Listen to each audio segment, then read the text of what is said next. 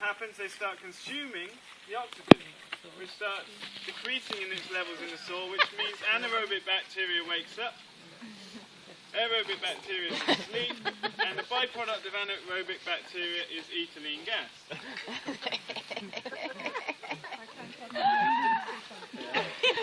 No, but this much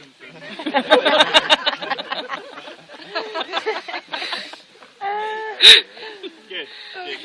Alright, so what was happening is the ethylene puts the soil organisms, the microbiology, to sleep.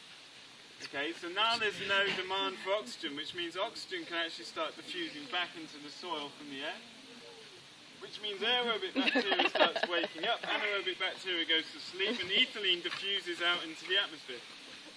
Okay? So, we're in the aerobic part of the cycle. There's aerobic bacteria because oxygen is present. The main byproduct of aerobic bacteria is nitrogen in the form of ammonium. Okay? Nitrogen is needed in large quantities by plants. The plants can use it in the form of ammonium because it's not water soluble. Okay, so it hangs around ready to be assimilated by plants, which is nice. If there's a lot of organic material and the aerobic bacteria have lots of oxygen, there might be an excess of ammonium, in which case a little group of bacteria called the nitrifying bacteria will turn... nitrifying bacteria? Nope. No, nitrifying bacteria. It's very important because this is a key part to it. So if there's lots of organic material and the aerobic bacteria have access to lots of oxygen, excess of ammonium occurs. There's lots of ammonium. So a little group of bacteria, nitrifying bacteria, get active and they can turn the ammonium into nitrogen in its nitrate form. Right? And nitrates are water soluble and they can flow down through the soil and out the system. Okay? Plants can still use nitrogen in the nitrate form, but nitrate's highly soluble and mobile, so it leaches out the system very quickly. We talked about when a farmer puts nitrates on the ground, it's all gone within a year. Whereas when we put manures on the ground, they might be there 5 years. When we put colloidal compost, true compost on the soil, it might be there for 17 years. If we link it with biochar, maybe 30, 40 years. Okay?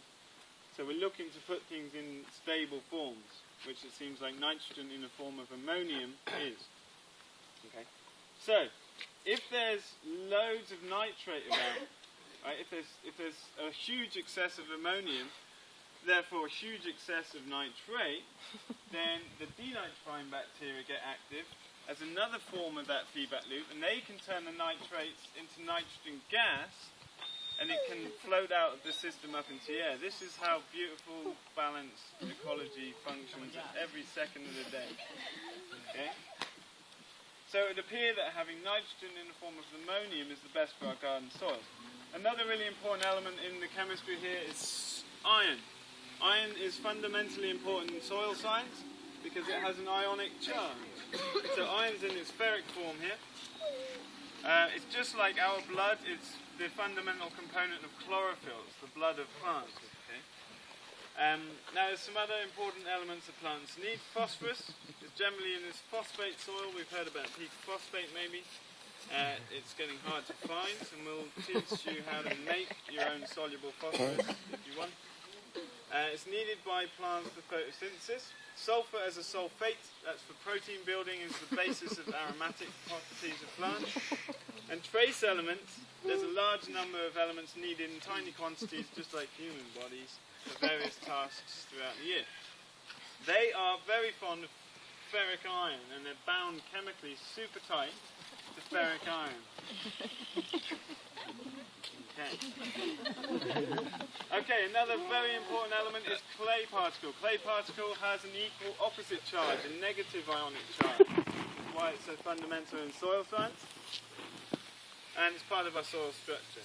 There's magnesium needed by plants to make chlorophyll and set seeds, calcium for cell division and genetic coding, potassium for cell wall construction and the immune system, and they are super into clay particles' negative charge, and they're bound tight chemically. What was the problem with this arrangement? The plants could not reach Yeah, the plants can't nutrients. access the nutrients even though they're in the soil because they're chemically ionically bound super tight. Okay, so when the aerobic bacteria get carried away and oxygen levels are depleted, anaerobic bacteria get going. If there's no nitrate in the system, okay, then iron flips from its ferric to its ferrous form, and that makes it kind of schizophrenic and unattractive. And so phosphorus, sulfur and the trace elements let go, but now clay particle is super attracted to ferrous and lets go of its particles and bonds tightly with iron. And so now all the micronutrients are able to flow through the system very nicely. So that's great, everything's there that a plant needs, moving around in the soil, ready to be uptaken by plants. Someone get a photo of those two.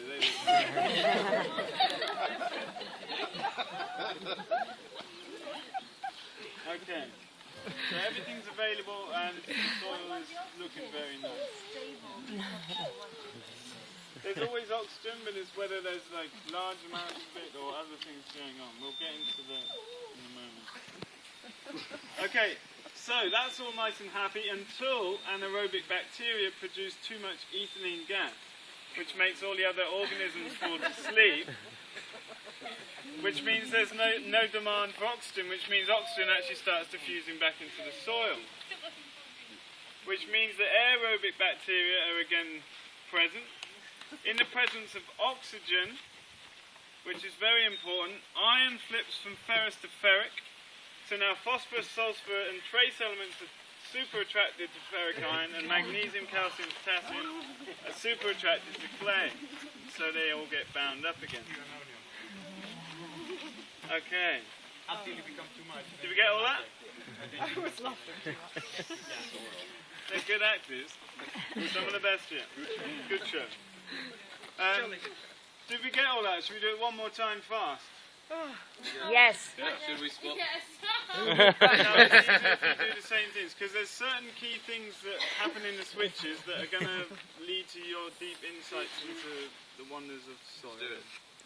Let's do it one more time, super fast, and just try and really get your roll down. And the people watching, watch and try and really understand the key shifts, because then I'm going to ask you some questions that you need to work out from what you've seen.